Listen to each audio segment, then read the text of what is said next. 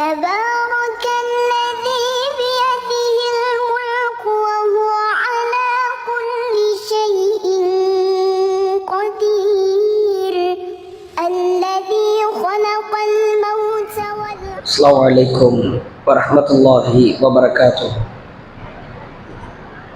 إن الحمد لله نحمده ونستعينه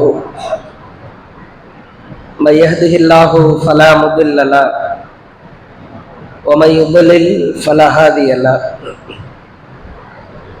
وأشهد أن لا إله إلا الله وأن محمدا عبده ورسوله أما بعد. اتقوا الله الذي تساءلون به والأرحام إن الله كان عليكم رقيبا. اتقوا الله حق تقاته ولا تموتن إلا وأنتم مسلمون. اتقوا الله وقولوا قولا سديدا يصلح لكم أعمالكم ويغفر لكم ذنوبكم ومن يطع الله ورسوله فقد فاز فوزا عظيما. فإن أصدق الحديث كتاب الله وأحسن الهدي هدي محمد وشر الأمور محدثاتها وكل محدثة بدعة وكل بدعة ضلالة وكل ضلالة في النار. اللهم صل على محمد وعلى آل محمد كما صليت على إبراهيم وعلى آل إبراهيم إنك حميد مجيد. اللهم بارك على محمد وعلى آل محمد كما باركت على إبراهيم وعلى آل إبراهيم إنك حميد مجيد. கண்ணியத்திற்குரிய எல்லாம் வல்ல ஏக இறைவனின் அடியார்கள்ல, அல்லாஹ் இந்த பிரம்மாண்டமான பேருலகை படைத்து தன்னை மட்டுமே வணங்க வேண்டும் என்பதற்காக கோடிக்கணக்கான மனிதர்களை அல்லாஹ் பல்கி பெருக செய்திருக்கிறார். மனிதர்களின் வாழ்க்கையில எண்ணற்ற பாவங்கள், பாரதூரமான காரியங்கள் நாளுக்கு நாள் அதிகரித்து சென்று கொண்டிருப்பதை பார்க்கிறோம். நீ எவ்வளவு பாவம் செய்தாலும் இறைவனுக்காக சிறிய அளவில் நன்மைகளை செய்துவிட்டால் அப்படிப்பட்ட அடியார்களை அல்லாஹ் புகழ்ந்து பேசுவதும், என்னுடைய அடியானை பார், என்னை அஞ்சி நடக்கிறான் என்று கண்ணியமான சபையிலே அல்லாஹ் புகழாரம் சூட்டுவதும், இன்னும் அவனுக்கு விலை மதிப்பற்ற சொர்க்கத்தை வழங்குவதும் இறைவன் தன் குணமாய் கொண்டிருக்கிறான். அதே நேரத்தில் நீ எவ்வளவு பாவம் செய்தாலும் என்னிடத்தில் மன்னிப்பு கேட்டுவிட்டால் கண்டிப்பாய் அந்த பாவத்தை நான் மன்னிக்கிறேன், உன் மீது அருளை பொழிகிறேன் என்கிற குணத்தையும் அல்லாஹ் தன்னளவிலே கொண்டிருக்கிறான்.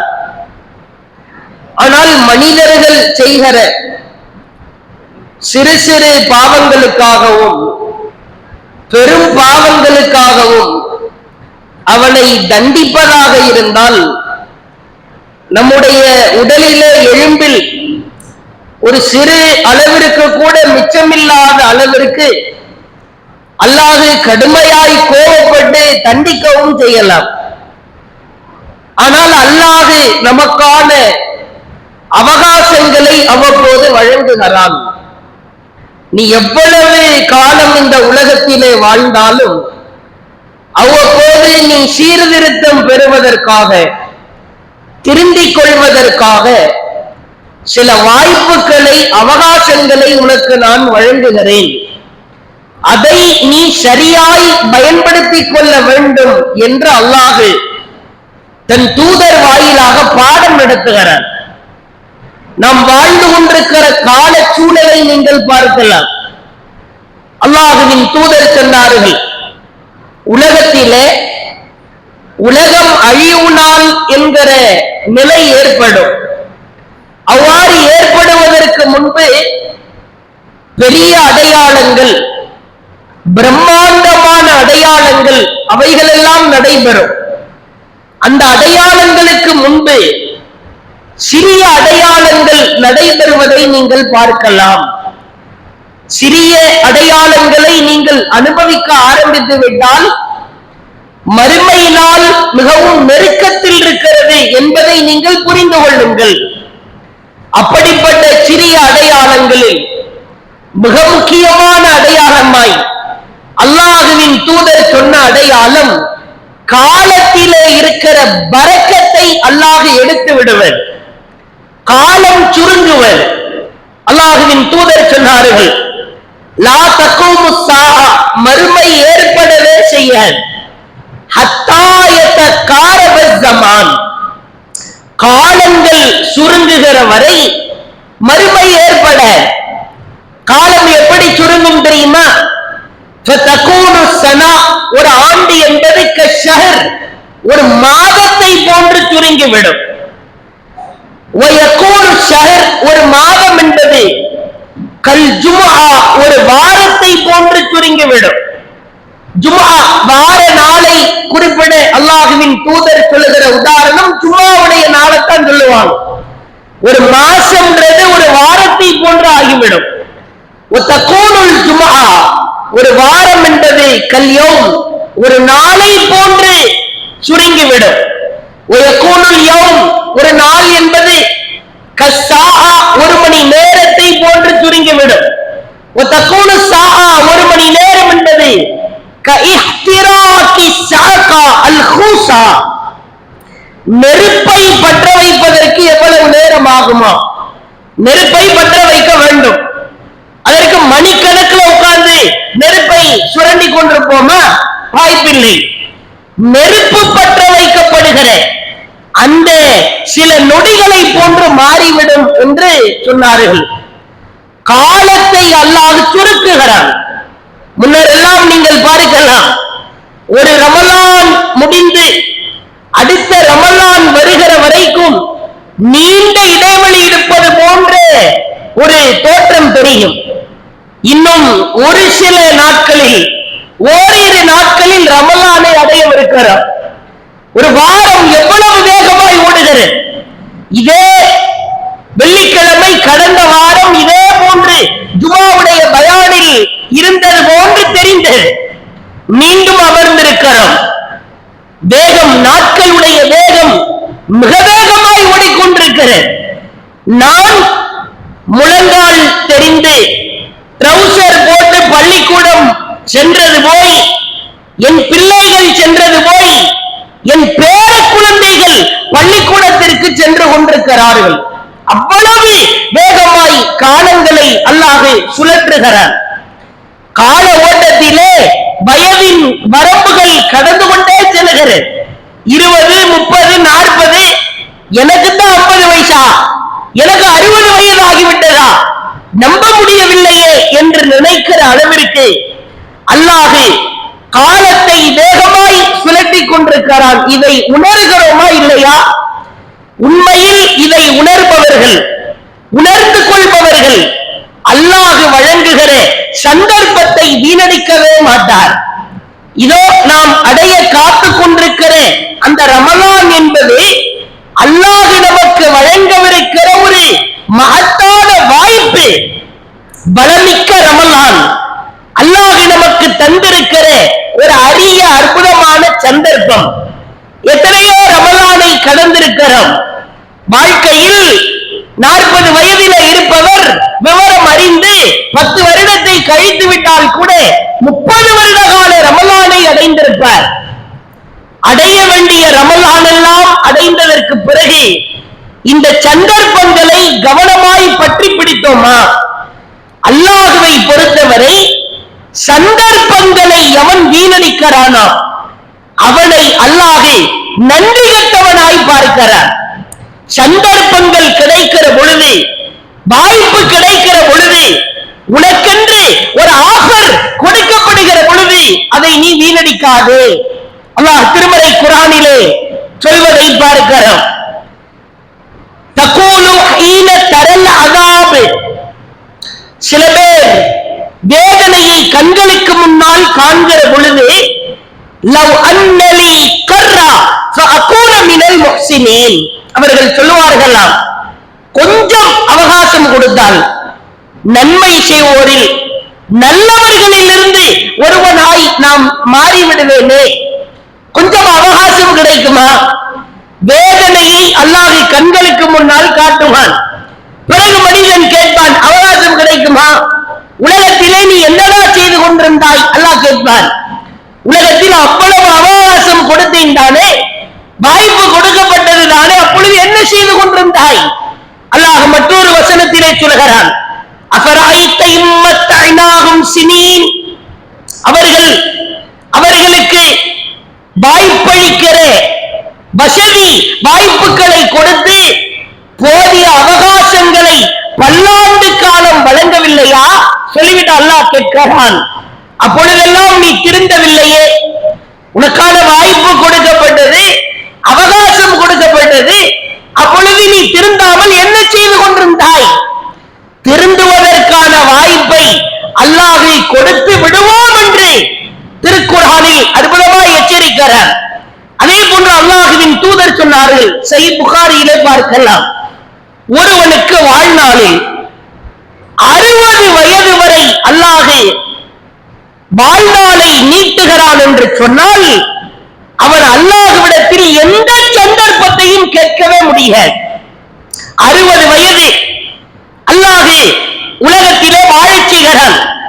60க்கு பிறகு கிடைக்கிற எல்லாமே போனஸ் தான். 60லேயே மௌத்தை எதிர்பார்க்க ஆரம்பிக்கிறோம். அல்லாஹ்வின் தூதர் சொன்னார்கள், நாளை மறுமையிலே சில மனிதர்கள் புலம்புவார்களாம், அவகாசம் கிடைக்கல, நன்மை செய்யறதுக்கு அவகாசம் இல்ல, தொழிலுக்கு அவகாசம் கிடைக்கல. அப்பொழுது அல்லாஹ் கேட்பானாம், மனிதா அஹ்தரல்லாஹ், இப்பொழுது காரணம் சொல்கிறாய், அஹ்ர அஜலஹு ஹத்தா பல்லகஹு 60 சனதா, உன் வாழ்நாளில் நான் 60 வருட காலத்தை கொடுக்கவில்லையா?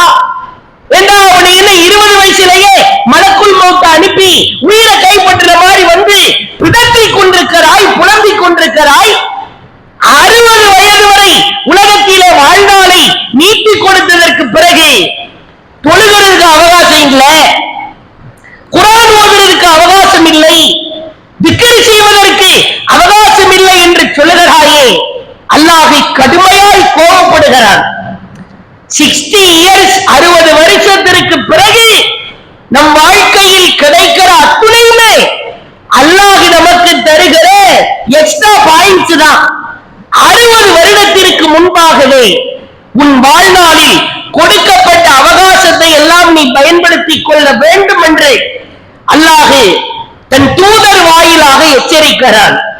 உண்மையில் நமக்கு அல்லாஹ் எவ்வளவோ வாய்ப்புகளை தருகிறான். வாய்ப்புகளை நாம் வீணடித்து விடக்கூடாது. வாய்ப்பு கிடைக்கிற பொழுது வீணடிப்பவன் அவனை விட பெரிய நன்றி கெட்டவன் யாரும் இருக்க இயலாது. அல்லாஹ்வின் தூதர் வாய்ப்புகள் எவ்வளவு முக்கியம் என்பதற்கு சொன்ன உதாரணத்தை பாருங்கள். ஒரு மனிதன் கையிலே ஒரு சிறிய மரக்கன்றை வைத்திருக்கிறார், சிறிய அளவிலான மரக்கன்று. இந்த மரக்கன்றை அவன் கைகளிலே வைத்துக் கொண்டிருக்கிற பொழுது இன்காமத் அலா அகதிக்குமுல் கியாமா, மறுமையின் நெருக்கத்தை பார்க்கிறார். அப்படியே நின்று கொண்டிருக்கிறான், கையில மரக்கன்று இருக்கிறது. இப்பொழுது கண்களுக்கு முன்னால் மறுமையை பார்க்கிறான். அல்லாஹ்வின் தூதர் சொன்னார்கள், ஒஃபியதிஹி ஃபஸ்லா, கையிலே இருக்கிற மரக்கன்றை மறுமையை பார்த்ததற்கு பிறகு இதை தூக்கி போட்டுவிட்டு எங்காவது ஓடிவிடலாம் என தப்பிக்கணும்னா மறுமையை பார்க்கிறான். சூடுவதப்படுகிறது, கடுமையான முறையில் அல்லோலப்படுகிற சப்தங்களை கேட்கிற பொழுது ஓடணும்னு தோல். அல்லாஹ்வுடைய தூதர் சொல்றாங்க, கைகளிலே மரக்கன்றை வைத்திருந்து மறுமையை நீ எதிர்நோக்கினால் கூட அந்த மரக்கன்றை தூக்கி வீசி விடாதே, அதை பூமியிலே நட்டு வச்சுட்டு போ சொல்லிட்டு அல்லாஹ்வின் தூதர் சொன்னார்கள், ஒருவேளை நீ இறுதியாய் செய்கிற அந்த மரக்கன்று கூட அல்லாஹ்விடத்தில் உன்னை சொர்க்கத்தில் ஆயிரக்கணக்கான அல்லாஹ்வின் தூதர் சொன்னார்கள் பல சொர்க்க மரங்கள் கிடைப்பதற்கு வாய்ப்பாய் மாறும் என்றார்கள். இவ்வளவு அற்புதமான செய்தி என்று பாருங்கள். கியாமத்தை பார்க்கிறாய், உலக அழிவை பார்க்கிறாய், கையில மரக்கன்று இருக்கிறது. இந்த மரக்கன்றெல்லாம் நம்மை காப்பாற்றுமா அப்படின்னு நினைக்க கூட, அந்த அலட்சியம் வரக்கூட, அதை தூக்கி வீசிவிட்டு சென்று விடாதே, நட்டு வைத்து விட்டு போ. வாய்ப்பு என்பது அது நமக்கு கிடைக்கிற பாக்கியம். சிறிய அளவிலான மரக்கன்றே நம்மை மறுமையில் காப்பாற்றி சொர்க்கத்தை பெற்று தரும் என்றால் 30 நாட்கள் 29 நாட்கள் அல்லாஹ் நமக்கு தருகிற ரமலான் மாதம் சாதாரண பாக்கியமா? ரமலான் இனிமேல் வரக்கூடிய நாட்கள் எல்லாம், வரக்கூடிய ஜுமா உரைகள் எல்லாம் ரமலான் குறித்தான சிறப்புகள் பேசப்படும் தான். தூங்கிக் கொண்டிருக்கிற உள்ளங்களை எல்லாம் தட்டி எழுப்புவார்கள். ஏராளமான பாக்கியங்கள் நிறைந்த செய்திகளை உரைப்பார்கள். நம்மிடத்தில் மாற்றம் வருவதற்கான வாய்ப்புகளுக்கு செய்கிற காரியம் ரமலான். அது எவ்வளவு பெரிய வாய்ப்பு என்பதற்கு ஒரே ஒரு செய்தி உதாரணம் சொல்கிறேன். அல்லாஹ்வின் தூதர் அவர்கள் காலத்திலே நடந்த ஒரு சம்பவம், அற்புதமான செய்தி. எத்தனையோ ரமலான் வீணடிக்கப்பட்டிருந்தாலும், அலட்சியமாய் கடந்திருந்தாலும், ரமலானை கூட சாதாரண மாதத்தை போன்று, சாதாரண நாட்களை போன்று, சாதாரண மணி நேரங்களை போன்று வணக்க வழிபாட்டில் ஆர்வம் செலுத்தாமல் உறங்கியிருந்தாலும் இந்த ரமலான் அப்படி போகக்கூட. இந்த செய்தி அற்புதமான சான்று. அல்லாஹ்வின் தூதர் காலத்தில் 2 நபர்கள் ஒரே நேரத்தில் இஸ்லாத்தை தழுவுகிறார்கள். 2 பேர் ஒரே நேரத்தில் இஸ்லாத்துக்கு வர்றாங்க. 2 பேருமே ஃப்ரெண்ட்ஸ், நண்பர்கள். நபிகளாரிடத்திலே வந்து பைஅத் செய்து இஸ்லாத்தை ஏற்றுக்கொண்டார்கள். 2 பேர்ல ஒருத்தர் ரொம்ப வீர தீரமான நபர். அவர் ஆசைப்படுகிறார், இஸ்லாமிய மார்க்கத்திற்காக போர்க்களத்திலே கலந்து கொண்டு நாம் ஷஹீதாக வேண்டும் அல்லாஹ்விற்காக என்று விரும்புகிறார். அதே போன்று போர்க்களம் நடக்கிறது, ஷஹீதாக்கவும் படுகிறார். நண்பர், ஒரு நண்பர் இறைவனின் பாதையில உயிரை விட்டு விட்டார். மற்றொருவர், 2 பேரும் ஒரே நேரத்தில் இஸ்லாத்துக்கு வர்றாங்க. ஒருத்தர் ஷஹீதாக்கப்பட்டு மௌத்தாகிறார். மற்றொருவர் ஓராண்டு அதற்கு பிறகு, அவர் ஷஹீதானதற்கு பிறகு 1 வருட காலம் உலகத்திலே வாழ்ந்து இயற்கையாய் மரணம் அடைகிறார். அல்லாஹ் அவருடைய உயிரை படுக்கையிலேயே கைப்பற்றுகிறார். இப்பொழுது இந்த இருவரும் சொர்க்கத்தின் வாசல் அருகே நிற்பதை தல்ஹா பின் உபைதுல்லாஹ் என்கிற நபித்தோழரின் கனவிலே காட்டப்படுகிறது. ரசூலுல்லாஹ் காலத்தில் சில நபித்தோழர்கள் கனவு கண்டு வந்து விளக்கம் கேட்பாங்க. அல்லாஹ்வுடைய தூதர் விளக்கம் கொடுப்பாங்க. நமக்கெல்லாம் இப்போ கனவு வந்துச்சுன்னா அதற்கு விளக்கம் சொல்றதுக்கு ஆள் இல்லை. நல்லதாக இருந்தால் நன்மை, கெட்டதாக இருந்தால் குழி தோண்டி புதைச்சிடணும். கனவுக்கான ரிசல்ட். ரசூலுல்லாஹ் காலத்தில் அப்படி கிடையாது. எதை கனவாய் காண்கிறார்களோ அதற்கு ரசூலுல்லாஹ் விளக்கம் கொடுப்பாங்க. இது மாதிரி நிறைய சம்பவங்கள் நடந்திருக்கிறது. தல்ஹா பின் உபைதுல்லாஹ் உறக்கத்திலே இருவரும் சொர்க்க வாசலிலே நின்று கொண்டிருக்கிறார்கள். அப்பொழுது சொர்க்கத்திலிருந்து வானவர் ஒருவர் வெளியே வந்து இரண்டாவதாக இயற்கையாய் படுக்கையிலேயே உயிரை அல்லாஹ் கைப்பற்றினான் தானே, அப்படிப்பட்ட நபரின் கையை பிடித்து முதலாவதாக சொர்க்கத்திற்கு அழைத்து செல்கிறார். இவருக்கு ஆச்சரியம். ரெண்டு பேரும் நண்பர்கள் ஒரே நேரத்தில் இஸ்லாத்துக்கு வந்தாங்க. முதலாமவர் ஷஹீதாக்கப்பட்டு மௌத்தாயிட்டார், உயிர் தியாகி. இரண்டாவது நபர் சாதாரணமா இறந்து போறார். வானவர் வந்து இரண்டாவதா இயற்கையாய் மரணமடைந்தவரின் கரத்தை பிடித்து சொர்க்கத்திற்கு அழைத்து செல்கிறார். பிறகு சிறிது நேரம் செல்கிறார். மீண்டும் வானவர் வந்து அல்லாஹ்வின் பாதையில் ஷஹீதாக்கப்பட்டார் தானே, அவருடைய கையை பிடித்து இரண்டாவதா சொர்க்கத்துக்கு அழைச்சு போறார். முதலாவது மரணித்தவர் இரண்டாவது சொர்க்கத்துக்கு அழைச்சு போறார். ஆச்சரியம். தூக்கத்தில் இருந்து எழுகிறார். நேராக மக்களை எல்லாம் அழைத்து கொண்டு வந்து நபிகளாரிடத்திலே வருகிறார். அல்லாஹ்வின் தூதரே, பனி என்கிற கோத்திரத்தை சார்ந்த இருவர் இஸ்லாத்திற்கு வந்தார்கள் தானே, அதிலே முதலாமவர் ஒருவர் ஷஹீதாக்கப்பட்டார் தானே, இரண்டாவது ஒருத்தர் இயற்கையா மௌத்தா போனார் தானே, இந்த ரெண்டு பேரும் என் கனவுல வந்தாங்க. என்ன விஷயம் சொல்லு ரசூலுல்லாஹ் கேட்கிறான். ரெண்டு பேர் நின்று கொண்டிருக்கிறார். வானவர் முதலாவது ஷஹீதாக்கப்பட்டு உயிர் தியாகம் செய்தாரே, அவரை முதலில் சொர்க்கத்திற்கு அழைத்து செல்வதற்கு பதிலாக இரண்டாவது மௌத்தா போனவரை அழைச்சு போறாங்க. ரசூலுல்லாஹ் கேட்கிறாங்க, மின் ஐதாலிக்க தாழ்ந்தவோம், இதுல என்னப்பா ஆச்சரியம் இருக்கிறது? ஆமாம் அல்லாஹ்வின் தூதர், ஆச்சரியம் தானே, ஷஹீது தானே, நியாயப்படி ஃபர்ஸ்ட் சொர்க்கத்துக்கு போயிருக்கணும், இரண்டாவது தானே அவர் இயற்கையா மௌத்தா போனவர் சொர்க்கத்துக்கு போயிருக்கணும். அல்லாஹ்வின் தூதர் சொன்னார்கள், சுப்ஹானல்லாஹ், அற்புதமான வாசகம். அப்படி அல்ல, ஆச்சரியப்பட வேண்டாம். ஒன்றை சொல்லுங்கள், ஒன்றை சொல்கிறேன் கேளுங்கள். அலைஸ கது மக்கஸ ஹாதா பஅதஹு ஸனா, ஷஹீதாக்கப்பட்டவருக்கு பின்னால் அவர் இந்த உலகத்தில் ஒரு ஆண்டு வாழவில்லையா? ஆமாம், வாழ்ந்தார். அடுத்து அல்லாஹ்வுடைய தூதர் கேட்கிறார்கள், அதிரக்க ரமலான், அவர் அந்த வருடத்தில் ரமலானை அடைந்திருப்பார் தானே? ஆமாம். அதிலே நோன்பும் நோற்றிருந்தார் தானே? ஆமாம்.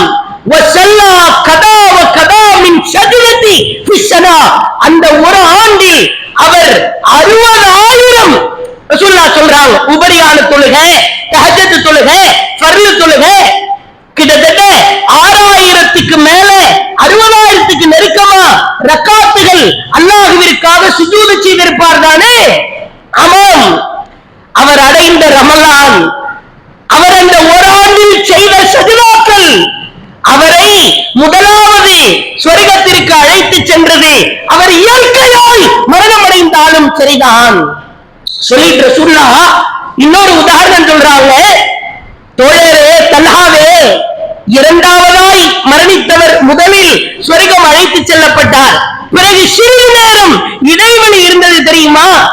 அந்த சிறிது நேர இடைவெளி உங்களுக்கு புரிகிற வகையில் சொல்வதாக இருந்தால் அந்த இடைவெளிக்கான விளக்கம் என்ன தெரியுமா? ஃபமா பைனஹுமா அபஅது மிம்மா பைன ஸமாஇ வல் அர்ள், வானத்திற்கும் பூமிக்கும் இடையே எவ்வளவு இடைவெளி இருக்கிறதோ அவ்வளவு பெரிய இடைவெளி.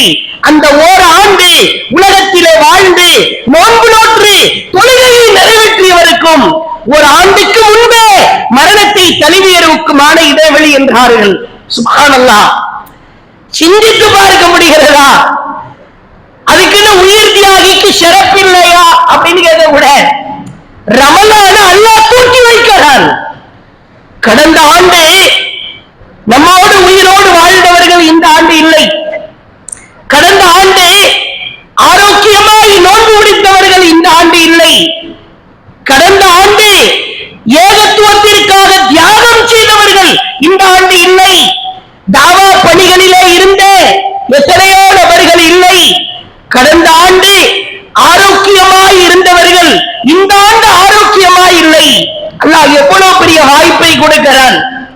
ரமலான் குறித்து ஏராளமான சிறப்புகள் இருந்தாலும் கடந்த ஆண்டு மரணித்தவர்களுக்கு கிடைக்காத பாக்கியம் இந்த ஆண்டு உயிரோடு இருப்பவர்களுக்கு கிடைக்கிறது. வாய்ப்பை வீணடிக்கலாமா? சிந்தித்து பாருங்கள். எவ்வளவு பாவம் செய்கிறோம், சர்வசாதாரணமாய் பாவம் செய்கிறோம். லூத் அலைஹிஸ்ஸலாம் எதை கொடுமை என்றார்களோ அது சமூகத்திலே பாவமாய் நடக்கிறது. விபச்சாரம் சர்வ சாதாரணமாய் நடக்கிறது. சர்வ சாதாரணமாய் தொழுகையை விடுகிறோம். அனஸ் ரலியல்லாஹு அவர்கள் மக்களை பார்த்து சொன்னார்கள், நபிகளார் மரணத்திற்கு பிறகு உங்களிடத்திலே இருக்கிற ஒரே நற்காரியம் நீங்கள் தொழுகையை பின்பற்றுவதுதான். அப்படின்னா நீங்க எல்லாம் பண்றதெல்லாம் அட்டூழியம் தான்டா, உன்னை உருப்படியா பண்றன்னா அது தொழுகையை தான் நீ கடைபிடிக்கிற அப்படின்னா. அதே அனஸ் இன்னைக்கு வாழ்ந்திருந்தாருன்னா அவருடைய ரியாக்ஷன் எப்படி இருக்கும்னே தெரியாது. இன்னைக்கு தொழுகையும் இல்லையே. ஜும்மாவிற்கு திரள்பவர்கள் ஃபஜ்ருக்கு வருகிறார்களா? கடமையான தொழுகையை தொழ முடிகிறதா? இன்ன குர்ஆனல் ஃபஜ்ரி கான மஷ்ஹூதா, ஃபஜ்ர் தொழுகையில ஓதப்படுகிற குர்ஆன் மலக்குமார்களால் சாட்சி சொல்லத்தக்கது. நீ உன் அண்டை வீட்டுக்காரன் அருகிலே ஃபஜ்ர் தொழுகவில்லை, உன் பெருக்காரனின் அருகிலே ஃபஜ்ர் தொழுகவில்லை, உன்னோடு வானவர்கள் ஃபஜ்ர் தொழுது கொண்டிருக்கிறார்கள். எவ்வளவு பெரிய பாக்கியம்! பாவ மன்னிப்பின் தலையாய மாதம் ரமலான், கேடயம் ரமலான். அல்லாஹ்வின் தூதரிடத்திலே ஒரு தோழர் வருகிறார், நமக்கெல்லாம் தெரியும். விபச்சாரம் செய்துவிட்டேன் என்று வருகிறார். வந்து அவர் செய்த காரியம் ஆச்சரியத்தின் உச்சம். நபிகளாரிடத்திலே வந்து ரசூலுல்லாஹ்வுடைய கை அப்படியே கேட்கிறார். சஹீஹ் முஸ்லிமிலே பார்க்கலாம், நீண்ட செய்தி. ரசூலுல்லாஹ்வுடைய வலக்கை மேலே தான் கையை வச்சு அப்படியே பொத்திக்கிறார். உக்துல்லி பில் ஹிஜாரா, உக்துல்லி பில் ஹிஜாரா, கல்லால் அடிச்சு கொள்ளுங்கன்ற. என்னன்னு கேட்கிறாங்க. விபச்சாரம் செய்து விட்டேன் என்கிறார். அவ்வளவு பயம். கையும் களவுமாய் பிடிபடவில்லை, மொபைலில ரெக்கார்டு இல்லை, வீடியோ ஆதாரங்கள் இல்லை, 4 நபர்கள் பார்த்த சாட்சியும் இல்லை. அவர் விபச்சாரம் செஞ்சுட்டு போயிருந்திருக்கலாம். ஆனாலும் கல்லால் அடிவாங்கப்படுகிறார், கல்லெறி தண்டனை கொடுக்கப்படுகிறது. ஒரு கட்டத்திலே கல்லை கிடைக்காமல் கீழே கிடக்கிற சாணம் சுண்ணாம்பு கட்டியால் அந்த மாயிசை சுற்றி இருக்கிறவங்க அடிக்க ஆரம்பிக்கிறாங்க. அவர் அப்படியே ஓடி வர்றார், ஹர்ரான்ற பகுதிக்கு வருகிறார். துரத்துகிறார்கள். துரத்தியவர்கள் சொன்னார்கள், மாயிஸ் ஹர்ரா என்கிற பகுதிக்கு வந்து 2 கைகளையும் கட்டிக்கொண்டு நெஞ்சுறுதியோடு நின்றார். ஹர்ராவை நாங்கள் சுற்றி பார்க்கிற பொழுது பாராங்கற்கள், பெரும் பெரும் கற்கள் இருந்தது. அவர் ஆசைப்படுறார், நான் உன் கையில கல்லு கிடைக்காத ஒரு இடத்துல அடிக்கிறீங்க, நான் அழைச்சு போறேன்னு அவர் ஒரு இடத்தில் அழைத்து செல்கிறார். ஹர்ராவில் கிடந்த பாராங்கல்லால் அடித்தோம், ரத்தம் சொட்டியது, அடித்தோம் சொட்டியது, அடித்தோம் அடித்தோம் அடித்தோம். சக்கத்தை அவர் அமைதியாகிவிட்டார், மோட்டாயிட்டாரு. அல்லாஹ்வின் தூதர் இந்த தோழர் குறித்து தான் சொன்னார்கள், இஸ்தக்ஃபிரூலி மாயிஸ் பின் மாலிக், மாயிஸ் பின் மாலிக்குக்காக நீங்கள் ஒவ்வொருவரும் உளமாற பிரார்த்தனை செய்யுங்கள். ஏன் தெரியுமா? மதீனாவில் இருக்கிற 70 நபர்களுக்கு இவருக்கு கொடுத்த தண்டனையை பங்கிட்டு கொடுத்தால் 70 பேர் சொர்க்கத்துக்கு போயிடுவாங்க.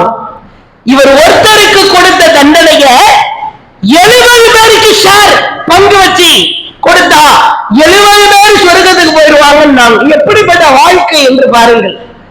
ரமலானில் தூங்கிக் கொண்டிருக்கிற, துருப்பிடித்து இரும்பாய் இருக்கிற நம் உள்ளத்தை மென்மைப்படுத்துவோம். செய்த பாவங்களில் இருந்து மீள்வோம். தொழாமல் தூங்குகிறோமா? பொய் பேசுகிறோமா? அந்நிய பெண்ணோடு தொடர்பு வைத்திருக்கிறோமா? ஆபாசத்தை பார்க்கிறோமா? சினிமா பாடலை கேட்கிறோமா? அடுத்தவனின் சொத்தை அபகரிக்கிறோமா? பெரும் பாவமாய் திகழ்கிற ஜினா விபச்சாரத்தில் ஈடுபட்டோமா? கண்டிப்பாக அல்லாஹ் மன்னிப்பான். ரமலான் என்பது நமக்கு கிடைக்கிற வாய்ப்பல்ல, அது வாழ்க்கை. இந்த ஆண்டு இருக்கிற நாம் அடுத்த ஆண்டு இருப்போமா என்று தெரியாது. இந்த ரமலானை பலமாய் கப்பி பிடிப்போம் என்று கேட்டு நிறைவு செய்கிறேன். அல்ஹம்துலில்லாஹி ரப்பில் ஆலமீன்.